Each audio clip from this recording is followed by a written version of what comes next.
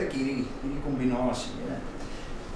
Folks, there we have it. It's Bakgat time again. I'm Christopher Olofse and I'm on the invitation at Gun Warrior, South Africa in Pretoria. And with me is the owner and operator, Warren Britnell. Warren? Welcome back. Thank you very much. Let's go have a seat and we'll talk rifle chassis. And we're talking about chassis today? Yes. Chassis. Well, let's do that. Warren, last time when we were out, we were talking about muzzle brake and barrel tuners, right? And you invited me back to talk about your chassis, right? Tell me about Warrior chassis. How did it start? When did it start? And what's the motivation behind what you're currently doing? All right, yeah, so the Warrior chassis started about almost 10 years ago. Started doing some long range shooting and bought my first Howa 6.5 Creedmoor. Came with a Hogue overmold stock. Yeah. And that was just not cutting it for me. It was touching everywhere, it was flexing. But remember, back in those days, that's what people used to shoot with. Yes. I was shooting exactly the same setup. Yeah. It's a out of the box, perfect combo. Yes. You can start off, you can do what you want to do, and great platform. So it was just not accurate enough in the sense of doing long range shooting, precision rifle shooting. So yeah, you need some add-ons, some extras that you need. It needs a secure base. It needs a proper chassis. Yes. Any rifle needs to be the barrel action needs to be seated proper. Doesn't matter what you shoot. Yes. In terms of models, what is available at the moment? Look, we started off with a Warrior Gen 1. Yeah. It evolved to the Gen 2, the Gen 3, the Gen 4, 5, yes. And we're running the Gen 6 at the moment. That's where we're at. And so the Gen 6 is the production model? That's the one we're in production at. All right. But do you support the previous models? Yes, we still do make parts on request. If there's something that you've lost or you like that old generation, we still make them on request. On request only. Yes. Right. In terms of models, in terms of rifles, if I buy a Howa or a Tika or a whatever, how many chassis, different models, is actually available? Yeah, we've got a wide range of chassis. I would say more than 20 models. Howa short. That's very extensive. Yeah. That's very extensive. Yeah, it's 10 years of building rifle chassis. Yes. We've seen there's quite a big market in different type of actions that you don't get any aftermarket stocks for. So we cater for a very wide range of action types. Warren, let's talk specific features and what makes Gun Warrior so exceptional. All right, let me show you. Please do. Is this mine? Am I taking this one home? No. All right, so let's start at the back, going forward to a chassis. So, recoil pad. Yep. My recoil pad can move up and down. Yes. You can set your length of pull. It's very important to get that right, to get right behind the gun. Yes. Every time. Yes. So by having an adjustable length of pull, that's the easiest way. Agreed. Cheek piece up and down to get the sight picture consistent. And the scope alignment. Scope alignment for your cheek every time. Yes. Adjustable cheek piece is a nice to have. Of course. And so this chassis is running the bag rider. Yeah. We like to run normal type of bipods with a sandbag at the back. So having the bag rider just helps with that adjustment up and down. Okay. Coming forward, we've got the grip. This is the straight grip. Yeah. This grip creates a 90-degree trigger squeeze for your finger. Yes. So it gives you some place to add your thumb. Yes. And just gives you that every time that perfect. It's very important to have a 90-degree trigger squeeze. Yes. And to have that trigger finger every time at the same place. Absolutely. Remember, guys that do sport shooting, whether it's ELR, PRS, any practical platform, consistency is obviously what you are looking for.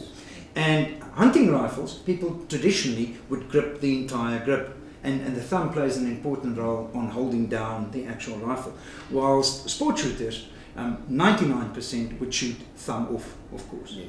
All right. And the trigger pull, the angle at which you pull, needs to be exceptionally consistent. Yes. All right. So it makes a lot of sense to me. Right, let's move on. All right. So moving forward, having a chassis is 90% to have a removable mag. Yes. So you do get single shot chassis. Of course, yes. For the type of rifle it is. Yes. Chassis for me, it's all about having a mag system. Of course. You can have 5 shots, 10 shots, 12 shots in round mags. Yes. And that just helps it. And interchangeability is easy. Yes, it's a AICS type footprint. Okay.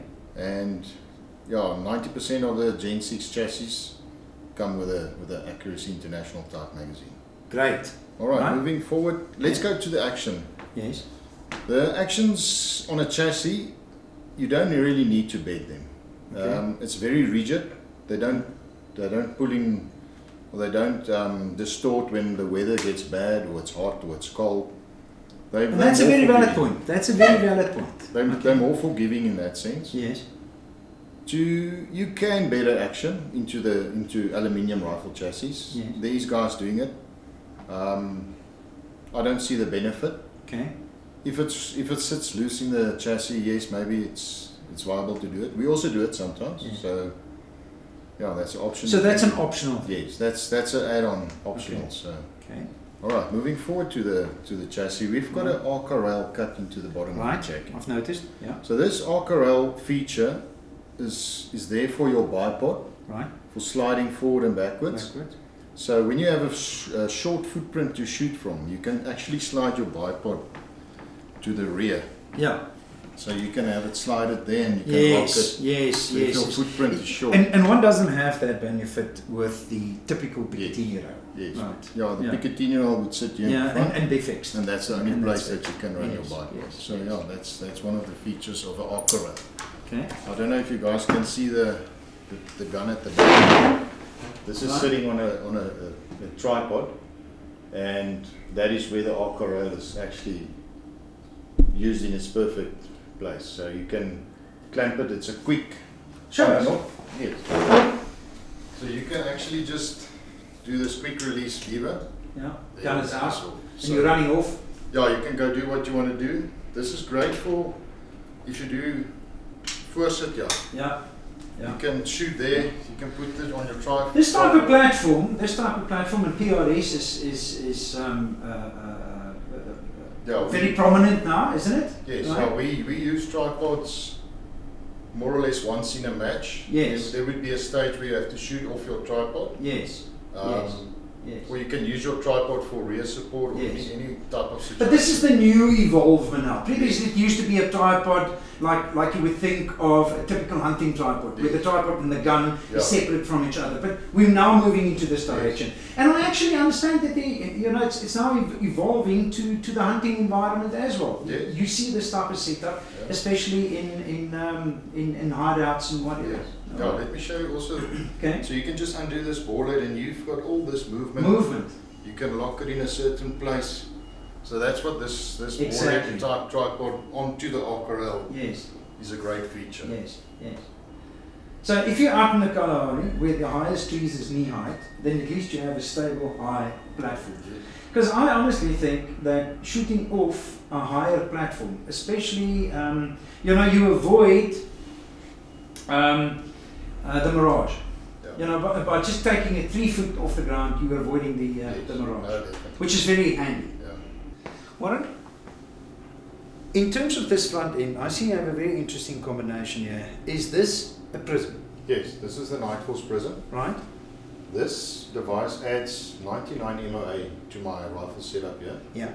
So, which means is this is a glass that's been angled downwards. So it throws my crosshairs 99 MOA downwards. Yeah. So for this rifle setup, it's a 0 at 2,100 meters. Okay.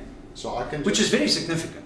Yes, that's for the long range. But my concern with this type of prism has always been, how do I know it is securely aligned with the scope, which is dependable on the front end? Yes. Okay. How did you solve that problem? Okay, so with the Warrior Gen 6 chassis, we've got the top rail running on the chassis system. Right.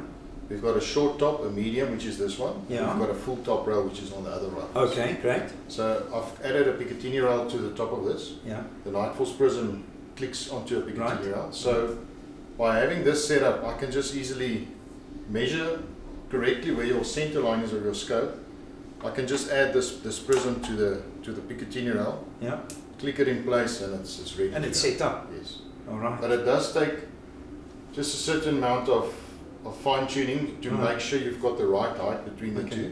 Okay. So I had to mill off a little bit down onto this top rail to get it. To make sure that it's actually Yes. center, And it's center line. lying 100% level, and the distance here doesn't really matter. They Yeah, say you've yeah, got some yeah, tolerance that Yeah, you can yeah, run. yeah. I've seen that from the manufacturer, but like I say, my concern has always been, so I now have this, but how do I make, you know, in my mindset, I have this very impressive telescope, and then I add this loose thing here in front, which is now supposed to give me elevation over 2,000 meters, right? Which is now supposed to give me an additional 100 MOA. How do I know that it's accurate? How do I know that if I do a tall target test, you know, that it still prints where it's supposed to be? And it's all in the machine. It's all in the machine. That's definitely in the machining alignment. Yeah. But at the end of the day, you're still going to have to go shoot it 100 meters. Of course, and then calibrate it to whatever the small offset is. Yes.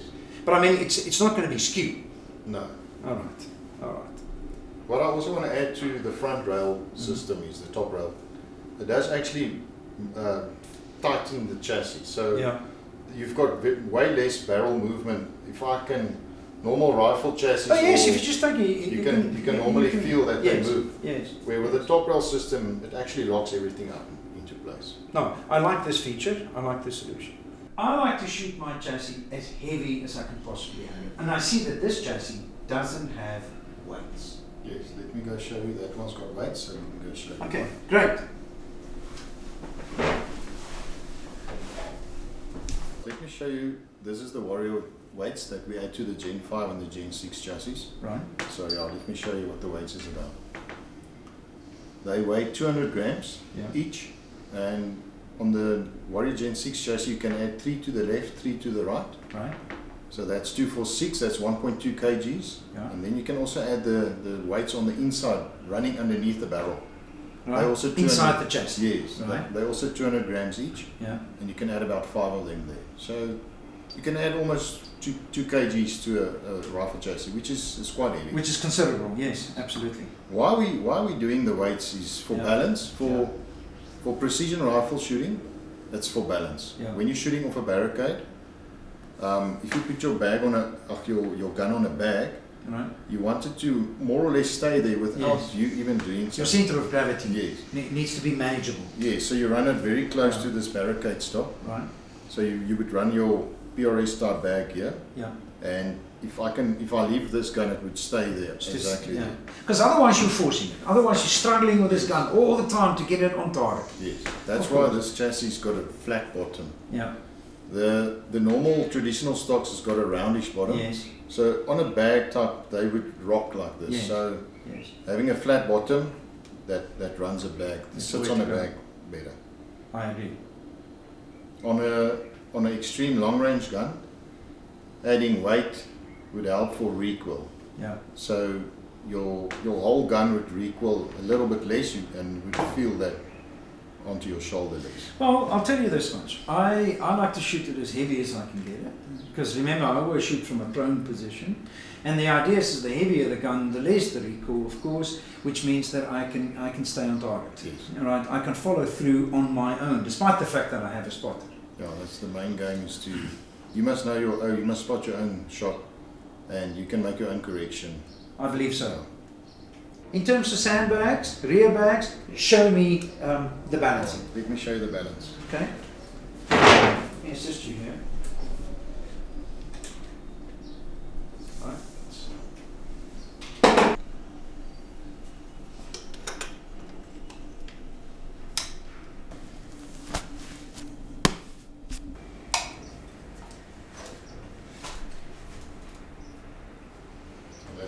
That's the type of balance that you would require to have a nice steady platform to shoot from. Absolutely.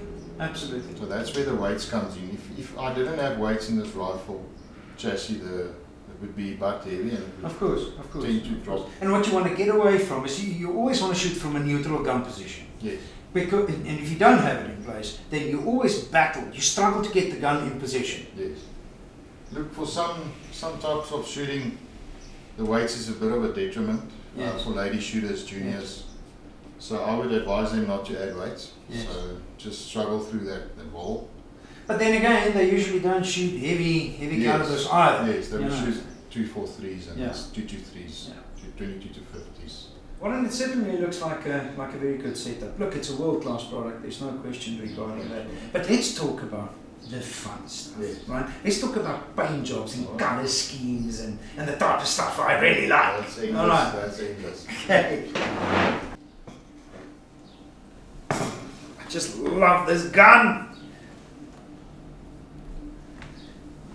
Color schemes, paint jobs. How do I customize? How do I personalize my gun? What can you do for me? Look, this is Cerakote. So all our chassis are Cerakoted. Right. We do it ourselves, and we use Pete. He's from Cerakote.co.za. Right. And I think the guys do great work with the Cerakote job. The one lying here at the bottom is a desert camo type of pattern. Yeah. It's about 3 or 4 colors. Right. It takes about 4 hours to do this coating. Right.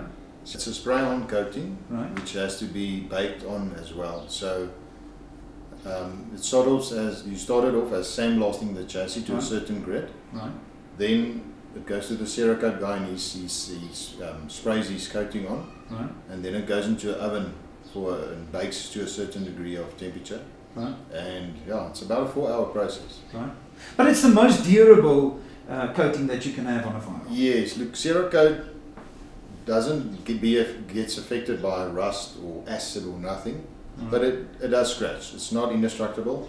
You can scratch it off, of course, but not easily. No, but not easily. Not easily, but it's a very good rifle coating. So we use it on the chassis. Right. This one's been desert tan camoed. Right. It's a stencil process. Right. There's about 3 or 4 colors on this one. Right. The one you're seeing here, this red is a pyro red. So it's got like, I don't know what it's in here, but it's like a ceramic beads type stuff. Right. And this is we call this one our Hornady theme. Hornady theme. Yes, the red, black, and the previous ones had the white at the back. So the guys, some of them don't like the white. Other guys like the greyish, sniper grey color. Right. So we call this our Hornady theme. Which, by the way, I'm a big Hornady fan, so I'm definitely taking this home. Let's talk about warranties and guarantees. Look, call it backup service. Right. We don't really have a warranty or guarantee. Guarantee is our product. It's a local product. We will support our product, and if something breaks, comes loose, falls off, we'll replace it. So, and it's in South Africa, so you'll get what you're looking for. It's local. It's available, local is and local. you're committed. I will have you know that I have not come across anyone in the South African context, shooting context, where you would have someone make a statement saying that, well, it's a poor product. It doesn't work. I've had so many issues, or whatever the case might be. Look, frankly, and probably our viewers, is that there's never been a crack in a frame. There's never been a fundamental breakdown in these items and products. And as I've said, on many occasions, it is a world-class product. It's probably one of the best out there in the world. And it's right here. It's available right here locally in South Africa. Of course, you will find wear and tear. Someone would have a problem with a nut or whatever the case might be. But it's as simple as send in that email. The components is available. But having a fundamental breakdown on a competition, unheard of. Unheard of. Thanks for that kind words. I pride myself on doing the best that we can do. I back my product. I shoot my own product. And so thanks for that. And thanks for joining us here at Gun Warrior. You're more than welcome. Thank you very much for the invitation. Folks, these chaps really deserve all the accolades that they can get. And on that note, Gun Warrior Chassis definitely gets the Bakgat stamp of approval.